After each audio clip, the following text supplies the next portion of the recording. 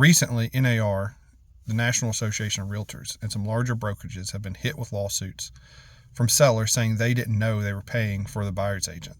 Many of these lawsuits have been settled for large amounts of money. And if you're wondering why the sellers didn't know, that's because you might live in a state like Tennessee where listing agreements break out what commission goes to your listing agent and how much you pay, if any, to a buyer's agent. In many states, the listing agreement only has the amount that the seller is paying the listing agent.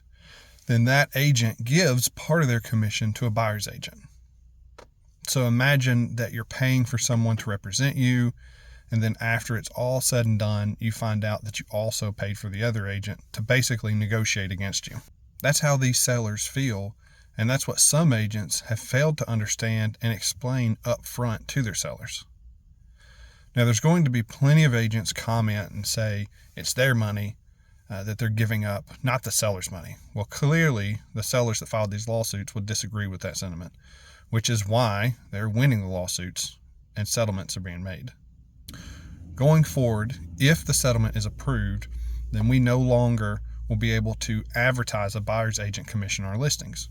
That does not mean that sellers can't pay a buyer's agent. It just means that it's negotiable, which in Tennessee has always been the case. If you've ever spoke with an agent that said it's not negotiable, then maybe try talking to someone else. Will this change make home prices plummet? In my opinion, that's unlikely. But for some agents, it will be difficult to adjust, and the most likely outcome that I see will be a thinning of the herd, so to speak, when it comes to agents. Could this impact buyers? Absolutely. But it would most likely just be on a home-by-home basis. If there's a home you want to buy that doesn't offer a buyer's agent commission, then you do have options. First option, you could pay for the agent yourself, or you could work with the listing agent, or you could have an attorney write your offer for you. Or lastly, you could just pick a different house. Working with the listing agent as a buyer could be risky. In the state of Tennessee, an agent can't represent both parties to a contract. So if they're the listing agent, they can't legally give you any advice. They work for the seller, and they are to keep the seller's best interest first. They will write the offer for you, but they can't recommend how much you should offer, if you should ask for seller-paid closing costs, or what inspections to ask for. Anytime I have a listing and an unrepresented buyer contacts me, I make it clear to them that I work for the seller, and if it's a buyer that needs more assistance than I can legally offer, I will refer them to another agent with their consent, of course.